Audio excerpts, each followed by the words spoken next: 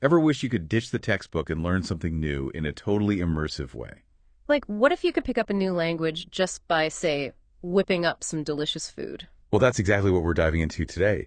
We're taking a look at some fascinating research about learning Chinese, but not in a classroom, in a kitchen. Yeah, a real working dorm kitchen in China, actually. They've got all the sights and smells, chopping, sizzling, the works. And a group of international students who are all there to learn Chinese. But here's the twist. Instead of cracking open textbooks, these learners are using a special app called Lingua Cuisine, or ENCT. So it's like having a digital sous chef right there with them, guiding them through every step of the recipe, but in Chinese. And we're not just talking about a simple translation app here. This thing is next level. It gives you instant translations for every single ingredient, every utensil, everything. Need to know how to say soy sauce in Chinese? Bam. The app's got you covered. It even has videos demonstrating different cooking techniques. Talk about interactive learning. So for today's challenge, these students have to work together to cook an eggplant stir-fry, all while navigating the language. Sounds like a pretty fun way to learn, right? But what really piqued the researchers' interest was how the students went above and beyond, taking their learning into their own hands. Okay, I'm intrigued. What do you mean? Well, they started doing something the researchers called doing language testing. Basically, they spontaneously started testing themselves and each other on the vocabulary, even though it wasn't part of the assigned task. So they were going off script, turning their cooking lesson into a bit of a language learning game. Exactly. And it's a perfect example of what we call learner autonomy, where these students are actively taking charge of their learning, seeking out ways to really solidify their understanding. Instead of just passively following instructions, they're engaging with the language, making it their own. I love that. So we've got this concept of doing language testing. What did that actually look like in this digital kitchen? How are they testing themselves? Well, there were a couple of different approaches. Some students, like one named Yeda, were really into self-testing. She went through each ingredient very systematically. So she'd be like, okay, this is ginger. What's ginger in Chinese? Exactly. Right. Trying to remember the word, trying to get the pronunciation right.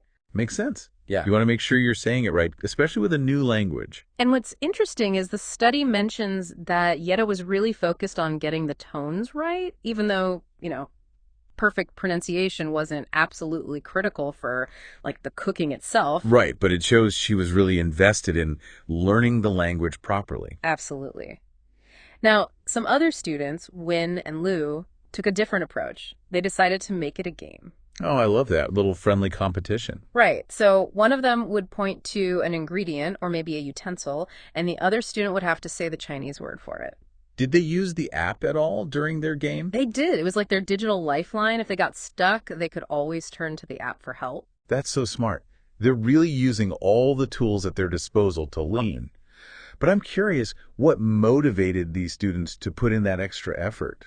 I mean, they weren't getting graded on this, right? That's a great question. I mean, what makes someone go the extra mile when there's no external pressure? Right. It really speaks to their intrinsic motivation. Right. And when the researchers dug a bit deeper, when they interviewed these students, a common theme emerged. And what was that? They felt a sense of ownership over their learning. Those who engaged in this doing language testing, they found it more engaging, more fun, and ultimately more effective. That makes a lot of sense. When you're actively involved in the process, when you're challenging yourself, it's bound to be more memorable.